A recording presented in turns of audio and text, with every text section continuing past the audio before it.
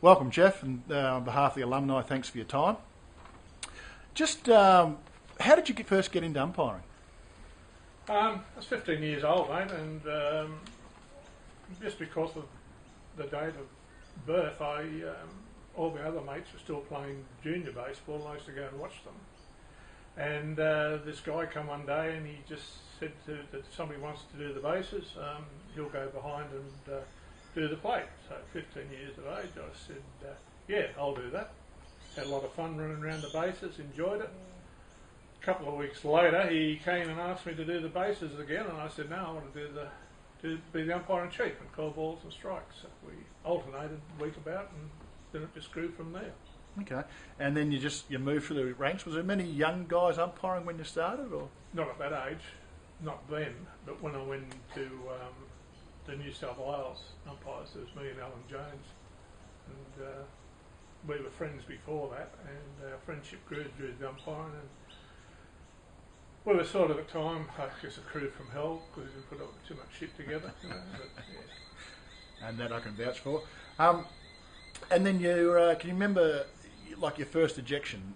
You remember? Yeah, I was 15 or 16. It was in that time. It was at Bexley Oval, and this coach was giving me a hell of a hard time. So I dumped him. He abused me later and whatever, and I was ready to walk off that game. And a dear old guy, since passed away, Norm Horde, one of the strengths of St George, just said to me, "Son, don't walk away. Hang in there," which obviously I did.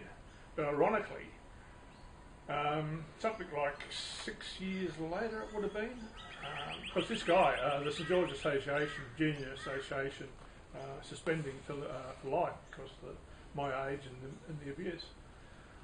So 6 years later, when I was president of St George Association, we got an appeal. The guy appealed against his lifetime suspension, and it was him. Lucky you don't hold a grudge. Well, I didn't. I didn't. We let him back. That's good. Now, you moved through the ranks and you ended up being able to tour overseas, umpire overseas. Any highlights for you? Barcelona Olympics, really.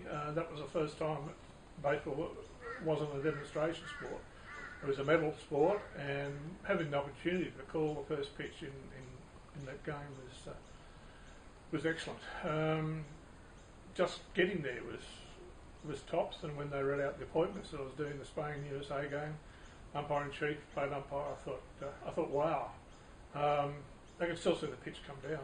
It was low. Might have picked up a bit of dirt. Called it a strike, and the American batter, lefty, turned and just looked at me and said, "Yeah, Blue, that had to be a strike, that pitch."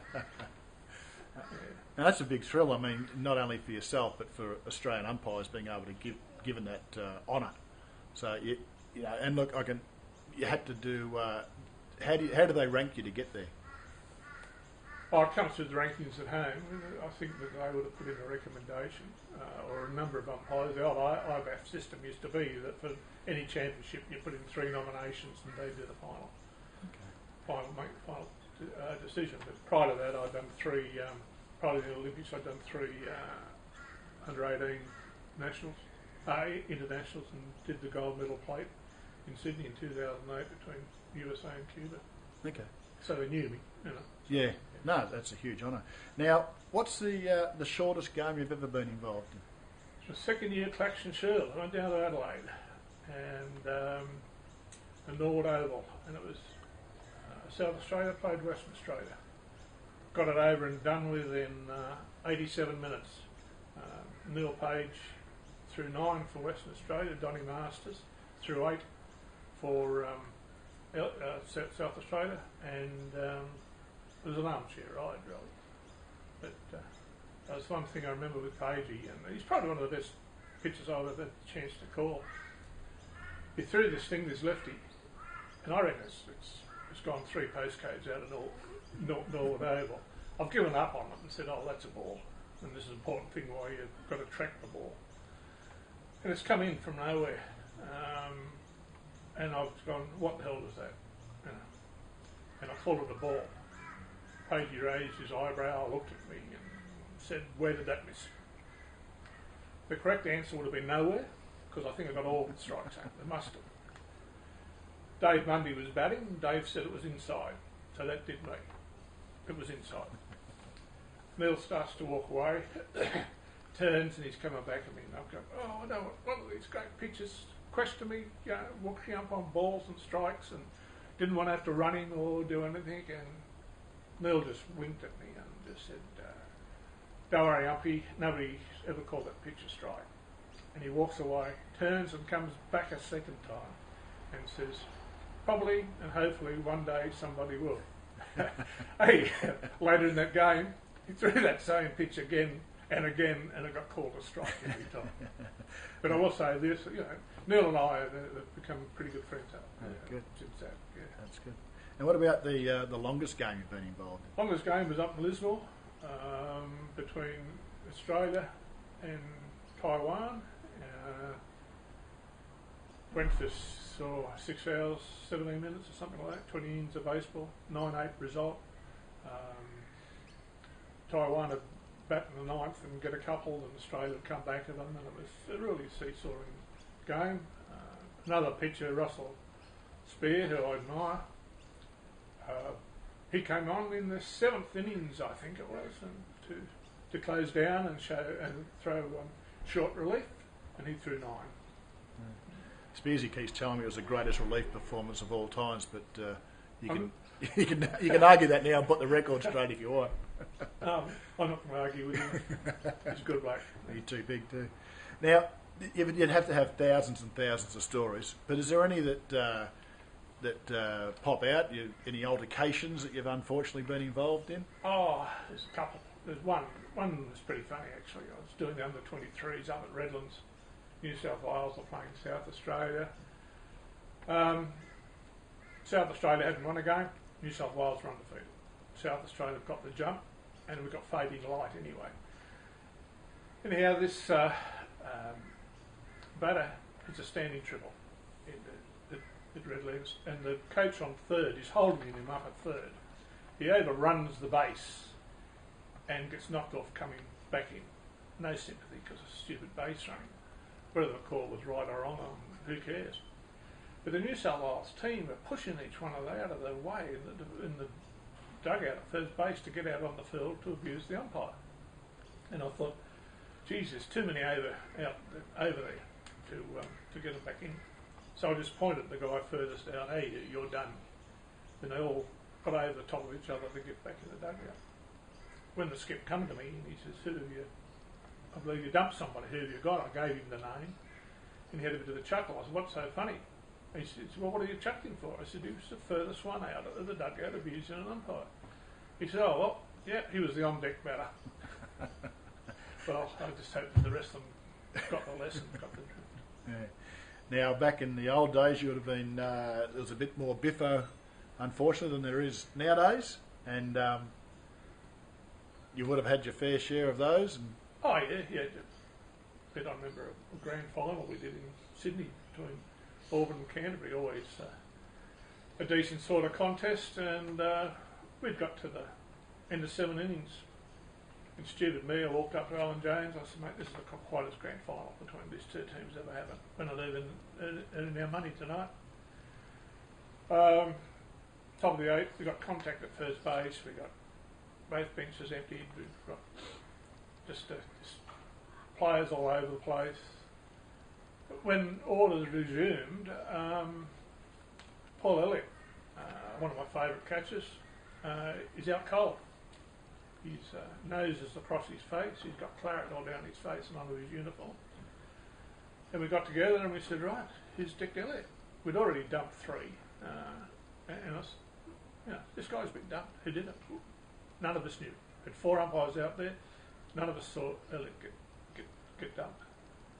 They revived him, got him out. He come back, all cleaned up. And he said, thanks, Robbo, you broke me effing nose. I said, what are you talking about? He said, you're breaking me nose. I said, go away. Bobby Castle come and told me it was a great swing.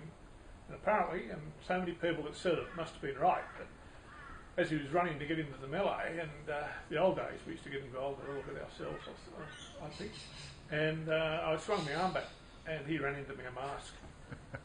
I don't think I hit him. I think he ran into me mask. That's quite good. I'll have to remind Haver of that next time I'm getting belted up by an umpire. So now, I mean, you've been in charge of the umpires. You went from umpiring at the top 11, being our best umpire, into administration, and giving the younger guys. Have you got any tips for anyone coming through on how do you deal with a manager that comes roaring out? Shut up and don't say anything. Let him talk himself out. You have this go count to 10 seconds, and 10 seconds is a long time. By the time that 10 seconds comes around, he's either run out of things to say, he can't accuse you of not listening to him because you have, or he'll start to repeat himself. And you just keep the questions open to them. You never threaten them with ejection. You can use it open. You just sort of, hey, don't make me do something I don't want to do. And they've got to start thinking what you're going to do after that. And there's a couple of things I used to use, and I would never teach it. There was a guy, I think his name was Robert Wheeler or something. He used to coach the Sydney Blues years ago in the old ABL. He used to get very upset because I was at Doug Old. Could have been Doug. Anyhow, he used to come out to me, and I just, as he's ranting and raving, I'd just go, and he got the message. Now, we just talked about it. You did go from being the best umpire we had, and then you moved your way into administration. Was that a conscious decision of yourself to go that way, or? Yes, it was. I had some regrets with it because it cut my actual career on the field short, but I didn't see a huge conflict of interest in it, so I had to make up the mind. I still umpired, but I didn't do any more ABL or top level umpires, and even up until this year, at the last MLB AAP, I attended and I did a couple of games. Okay. I think I did 2 games in one day, and there was only one safe call at first base. And that's because the first baseman was off the bag. Just kept ringing them up.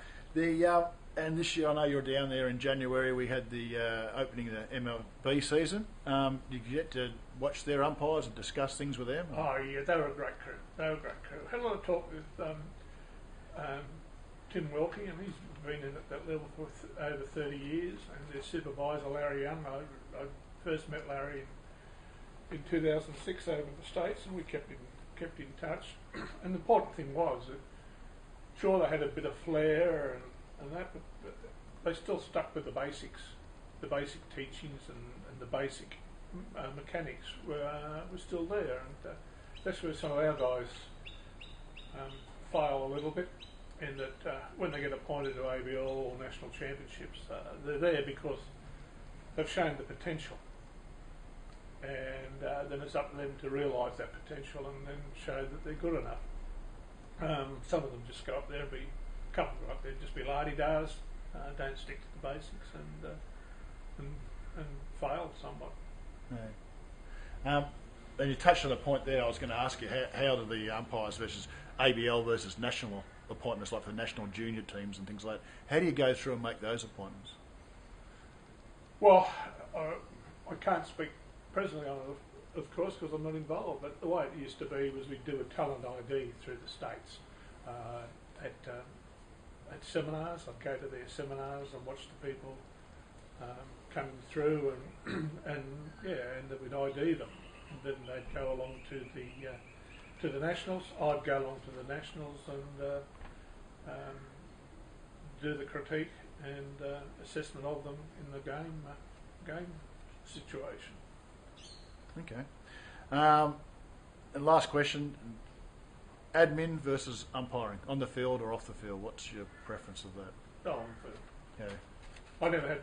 You talk about decisions. All my hard decisions were made in admin, never on the field. I had to suspend some umpires. Had to terminate some careers. That's not good. Wasn't a nice experience. On the field, well, yeah, all you're basically doing is pitcher pitches the ball, or somebody throws it, somebody hits it, and you're just telling the people that are watching what's happened out there. It's not a big thing about having to make decisions and things like that. You're a communicator. Yeah. And sorry, I did have one more question. I apologise for that, but when I started, coming through as young, you guys were there, and the relationship between the players and umpires, you could have a chat, but it was never taken too far. You know what I mean? And then by the end of my career, I saw it was becoming personal, a lot more personal, which wasn't. Yeah, that was towards then I was umpiring, and I see it. I see the way things are now.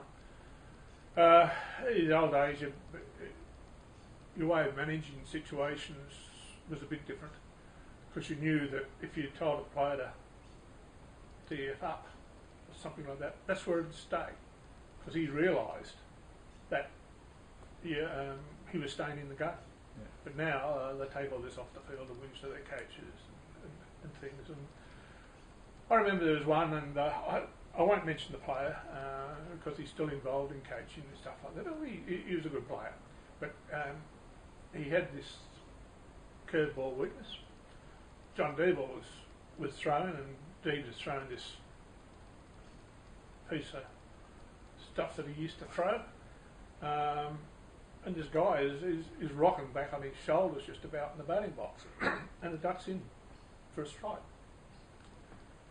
I called a strike on him, and he got upset, started to abuse me, and I dropped the magic word on him. I said, don't ever go at my strike zone while you're rocking back there on your shoulders.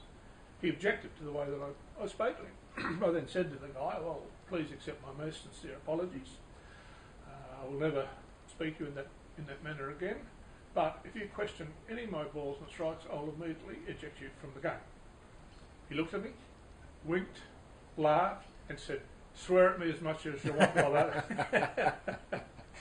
Look, thank you so much for your time. Just before you go, and I've been asked one thing, and I'm going to steal words from one of my favourite songs here. People ask me, did I have any regrets in my career? And to steal the words, yeah, I had a few, but few to mention. Very good. Thank you so much for your time, and wish all the very, very best from the alumni. It's been my pleasure. Thanks.